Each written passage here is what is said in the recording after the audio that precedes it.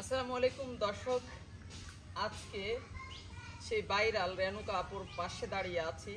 রেণুকা আপুর থেকে প্রথমে ওনার বাড়ি কোথায়, উনি কি করতেন আগে আমরা একটু জানবো। রেণুকা আপু, আপনার ঠিকানাটা বলেন। আমার গ্রাম বুড়িন্দিয়া, বুড়িন্দিয়া, থানা চৌগাছা, হ্যাঁ, জেলা যশোর। জেলা যশোর। আপনি যশোরের মানুষ? জি। আচ্ছা, আপনার স্বামী কি করেন? আমার স্বামী নাই, আমি বিধবা।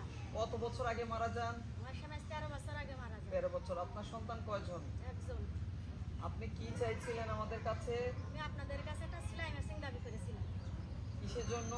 এটা দিয়ে কি করবেন? এটা দিয়ে আমি যাতে সংসারে একটু উন্নতি করতে পারি বা আমার সন্তান নিয়ে আমি একটু ভালোভাবে চলতে পারি। কাজ করে চলতে পারি, যাতে কারোর দ্বারা আমার না জাতি হয়, কারোর কাছে হাত না পাতি হয়। তারই কারণে জন্য আমি আপনাদের কাছে হাত পেতেছি যে আপনারা আমাকে দয়া করেন। কতদিন আগে সেলাই মেশিন চাইলেন? এখনো মাস হয় না? না, এখনো মাস হয় নাই। তো এখন যে আপনার স্বপ্নটা বাস্তবায়ন হয়ে গেল, আমার স্বপ্নটা বাস্তবায়ন হয়ে গেছে ইনশাল্লাহ। আর যে মায়ের সন্তান আমার এই বাস্তবায়ন করেছে, আমার এই দাবিটা পূরণ করেছে, তার জন্য আমি দোয়া করবো। আমি যতদিনই বেঁচে থাকবো, কারণ এই হলো আমার জীবনের প্রথম আশা, সে পূর্ণ করেছে। সেই মায়ের সন্তানের জন্য আমি যতদিন বেঁচে থাকবো আমি তার জন্যই দোয়া করবো। উপহারটি হয়তো একটু ছোট্ট, কিন্তু তার জীবনের সেরা একটি উপহার হচ্ছে আজকের এই সেলাই মেশিনটি।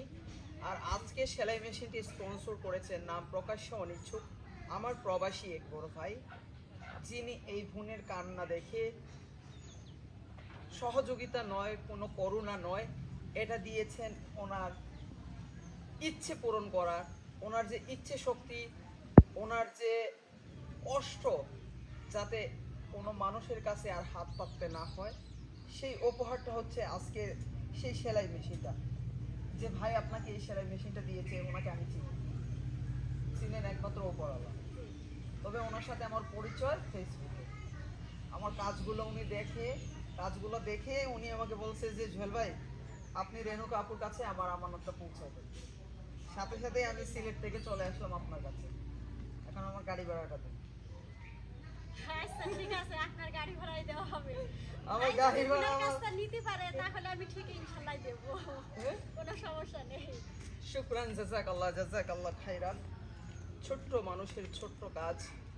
জানি না আপনাদের কাছে আমার কাজগুলো কেমন লাগছে। হয়তো অনেকের কাছে ভালো লাগছে, হয়তো অনেকের কাছে খারাপ লাগছে।